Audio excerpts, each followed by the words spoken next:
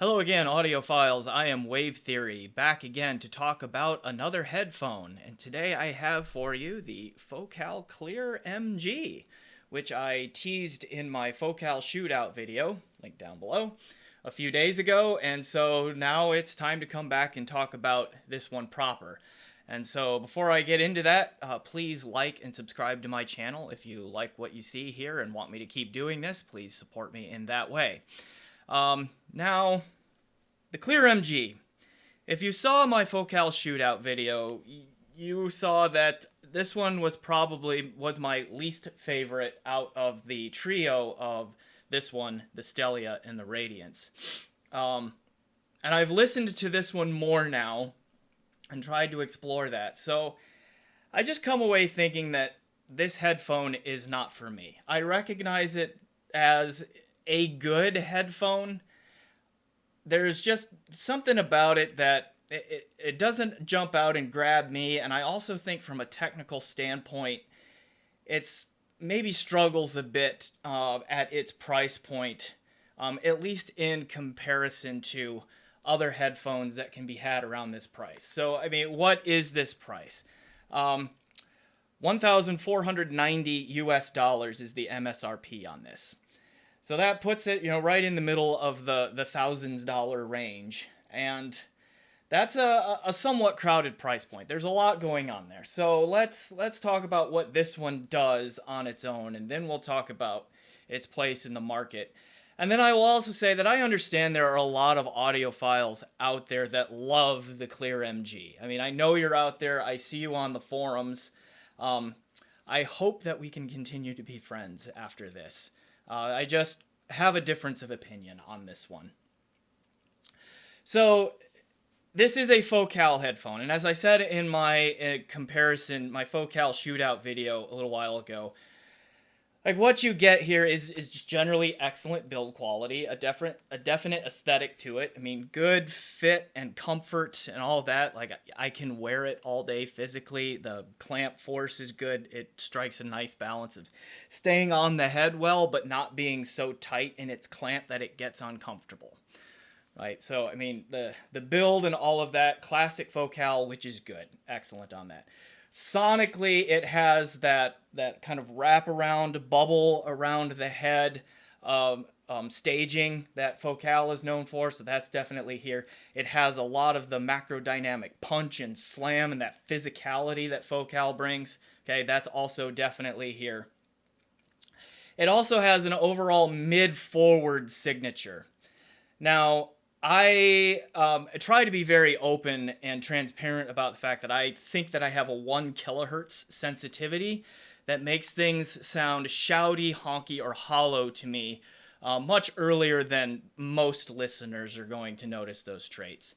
And this one's mid-forwardness is right in that range for me, right around that 1 kilohertz where I perceive shout, honk, hollow, okay, like vocals just kind of take on this kind of timbral quality to them, where it's not necessarily a loss of clarity, although I think sometimes there is. It's just, yeah, I mean, I'll write into the microphone here, like, it's just almost sounds like singers have their hands cupped over their mouths a lot when I listen to this headphone.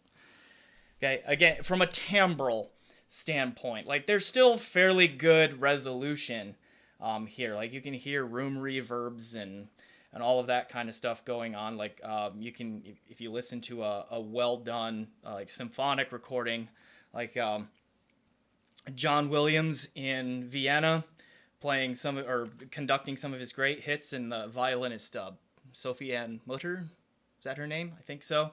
I can put a link to that album down below because it's excellent reference quality stuff.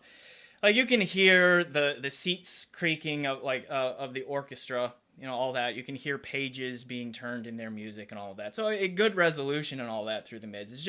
It's too forward. Gets shouty, honky, and all that. I just cut my hands over my mouth there to give you an example. Another thing is, if you've been to your local Cineplex, one of those 18-20 screen movie theater complexes, and you've heard the sound there where they pump up the vocal range to ostensibly improve clarity of dialogue. Like, that's kind of what it sounds like to me a lot on this headphone, and that just doesn't work for me. Okay, so, yeah, that also means that I have difficulty distinguishing between vocalists sometimes, and sometimes instruments can kind of get blended together in that mid-range area as well. Like Seven Bridges Road by Eagles, where there's that really rich vocal harmony that they do. This one can make it difficult to distinguish their individual voices from each other, and I realize that in harmonies you want them to blend together and kind of give that all together sound, but you also should be able to tell that there are more individual vocalists going on there than this can pull out. And then, like, instrumentally, a mid-range acid test or torture test, if you will, would be the song The Poet and the Pendulum by Nightwish. Between minute 7 and minute 9 in that track, there's a full power metal band going. There's a full orchestra backing it up. There's like growled male vocals happening. There are clean vocal female vocals going on in there. And then there's also a dueling electric guitar and violin solo, which I know can sound hilarious in words, but check it out. It's pretty cool, actually. But this one kind of blended that. Like, it did all of that stuff okay. Like, it showed off the metal band, the backing orchestra. It did okay on the male and female vocals, but then when it threw in the electric guitar and the violin solo together on top of that, like, those two things got really muddled together to a degree that I have not heard on other Focal headphones, like even the Radiance, or to a degree that I've not heard on even much cheaper headphones like a Mastrop Sennheiser HD6XX or a Beyerdynamic DT880 600 ohm, like in that range. So, yeah. So I think that there are some drawbacks to this one. Now, again, there are some strengths here. Outside of that mid-range 1 kilohertz-ish region, where I noticed some of the things I just described, like you get pretty good detail and timbre in the upper regions, in the treble. Cymbals sound really good, and that sort of thing. Going the other way into the bass, like, again, you get pretty good bass extension, good bass punch and slam with this one. All that, like that, those are Focal traits. And then I think one thing that it does well in the spatial presentation is it does, like, when it's not overwhelmed in the mids, is it does a good job creating space between sonic images. Okay, the negative aspect of imaging you well, and by negative I don't mean bad. I mean, like, imaging to me is a positive statement of positional audio, like, where are things, okay? And then separation is a negative aspect of positional audio in terms of where aren't things, right? And I think this one does a pretty good job of telling you where things aren't, as in creating space between sonic images in that. So separation and that. Okay. Another important thing that I think we need to talk here is that in the Focal line of the ones that I've heard, and again, the other Focal models I've heard are a bunch of the closed backs, the Elegia, the Radiance, the Stellia. This one has been the most amp picky. Okay, I have a bunch of amps around scattered about, and I tried this one on most of them that I have around. Chord Hugo 2, which is a transportable DAC amp, Shit Asgard 3, what else I have? Vioelectric HPA V281, and I also have been sent recently a RAL Requisite HSA1B, right, which is a $4,500 headphone amplifier, all that. And this one changes its behavior from a frequency response standpoint more than the other Focals. The other Focals, they generally maintain their behavior. Whatever their sound signature is, you get that regardless of amp. You just get you just start to hear the differences in the amplifier in terms of the resolution capability, the staging, the imaging, like the spatial stuff, and then sometimes like just the quickness and the speed of it, and all that. This one actually changes its frequency response a bit, like particularly in the bass. The level of bass presence can really vary. Like, and it's not necessarily directly correlated with price of amplifier either. Like, so for example, the Hugo 2 doesn't have a ton of power and drive in the bass, so it's a little bit bass lean at times, and so this sounded a little bit bass lean on that. The Asgard 3, pretty good, like a little bit more bass presence than the core Hugo 2. I thought the Asgard 3 also reduced the shoutiness of this a little bit, didn't get rid of it, but reduced it some. And then like the Vio V281, I thought struck the best balance all around of reducing the shoutiness. This one was probably the least shouty on that particular amp. And it also had some good bass punch impact, elevated the bass a little bit. Which means that $4,500 RAL, definitely the cleanest, like the darkest sonic background, the most detail, the best staging all through here on this, but it also was one of the shoutier ones on here too.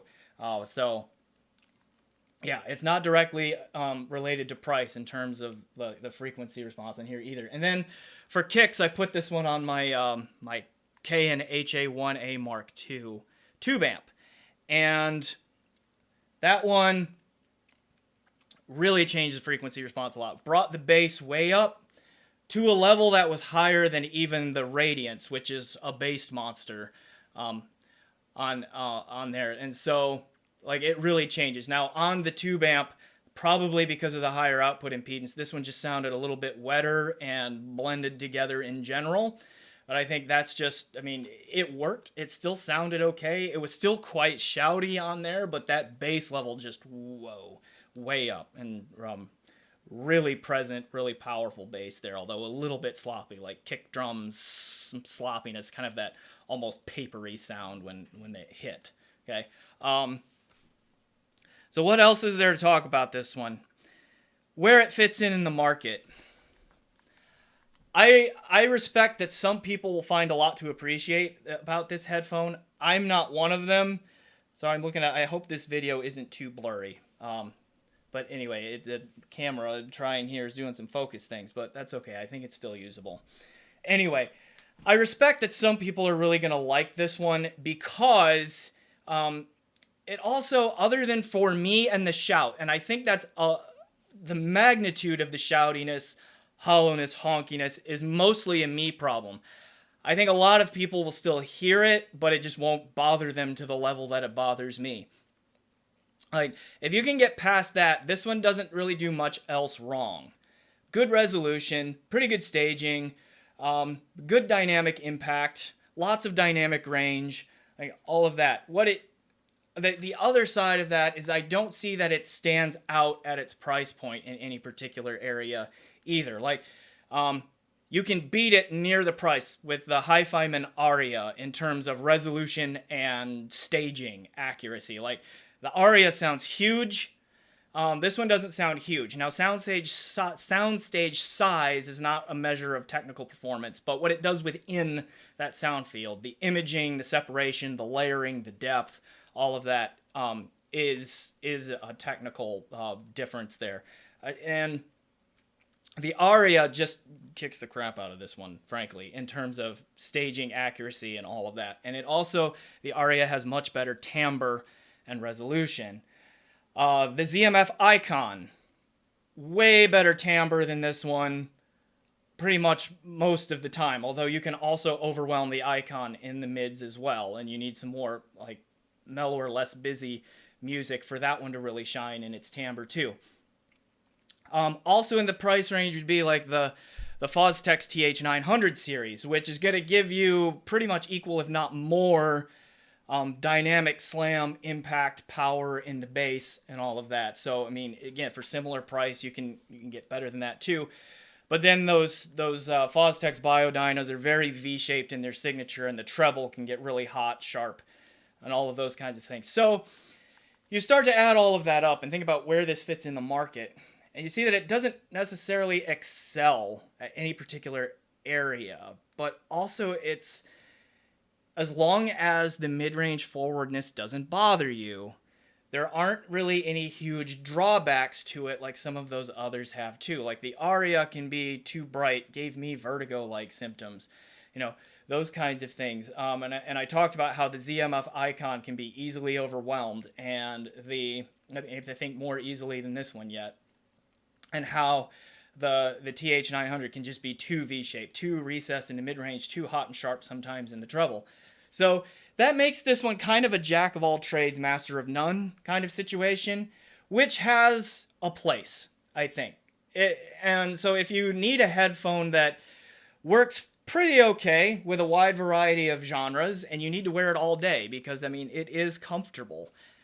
Like, as long as you can handle that mid-range forwardness, and that doesn't bother you, and that timbre through there doesn't bother you like it bothers me, then, I mean, this one is a pretty solid option at that point. It just, unfortunately, does not work for me.